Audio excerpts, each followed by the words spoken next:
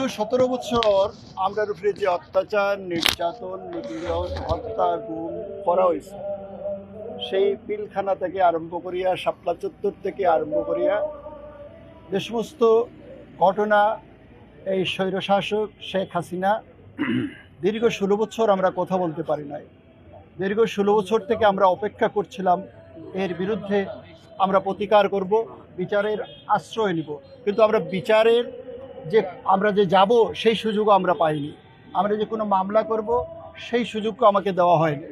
আমরা দেখেছি যারা নির্যাতিত হয়েছে, যাদেরকে ধরে নেওয়া হয়েছে, তারা তাদের কাহিনীতে বলেছে, তাদের কথায় উল্লেখ করেছে যে এই সমস্ত ঘটনা আমাদের সাবেক প্রধানমন্ত্রী স্বৈরশাসক শেখ হাসিনার নির্দেশ এবং ওবায়দুল কাদেরের নির্দেশে এবং স্বরাষ্ট্রমন্ত্রী আসাদুজ্জামান খান কামালের নির্দেশে এবং অন্যান্য নেতৃবৃন্দের নির্দেশে এই সমস্ত আমাদের হত্যা, গুম, অত্যাচার করা হয়েছে। আপনারা জানেন গত 18 সালের নির্বাচনে আমাদের বিভিন্ন নির্বাচনী এলাকার পোস্ট অফিসগুলো জ্বালিয়ে পুড়িয়ে ছারখার করে দেওয়া হয়েছে, আমাদের উপর অত্যাচার করা হয়েছে, আমাদের অফিস পুড়িয়ে দেওয়া হয়েছে।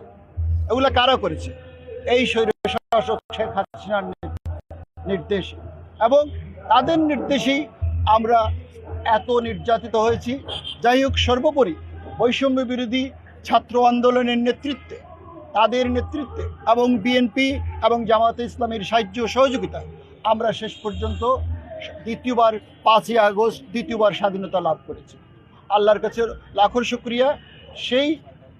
সেই তখন থেকেই আমরা আজকে এই শেখ হাসিনার বিরুদ্ধে আমাদের ওসি বরাবরে একটি মামলা দায়ের করেছি। উনি আমাদেরকে বলেছেন আজকে রাতের ভিতরেই তিনি এই মামলা এফআইআর করবেন এবং আমাদেরকে জানাবেন। এই মামলায় কতজন আসামি করা হয়েছে? মামলায় 8 জনকে আসামি করা হয়েছে এবং অজ্ঞাত আছে 150 থেকে 200 জন। উল্লেখযোগ্য কি আর কোনো ব্যক্তি আছে? উল্লেখযোগ্য আমি বললাম তো, যে জুনায়েদ আহমদ পলক, পররাষ্ট্রমন্ত্রী হাসান মাহমুদ, শেখ হাসিনার বোন শেখ রেহানা, শেখ হাসিনার পুত্র সজীব ওয়াজেদ জয়, সর্বমোট 8 জন। অর্থায়নে এই হত্যা, গুম মামলা এগুলো সবকিছু হয়েছে ওদের অর্থায়নে।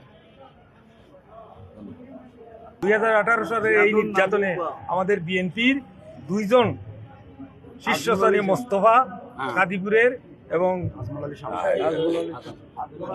বেলায়েত হোসেন শাহিন, তারা এই মারা গেছেন এই নির্যাতনে, এবং তাদের হুকুমেই সেই দিন নির্বাচনের সময় এই স্টিম রুলার চালানো হয়েছিল 2 জন, এবং পরবর্তীতে এই জনতা বাজারের একজন মেম্বার, ইউনিয়ন বিএনপির সহসভাপতি সেরাগ মিয়া, তিনিও মারা গেছে। ধন্যবাদ।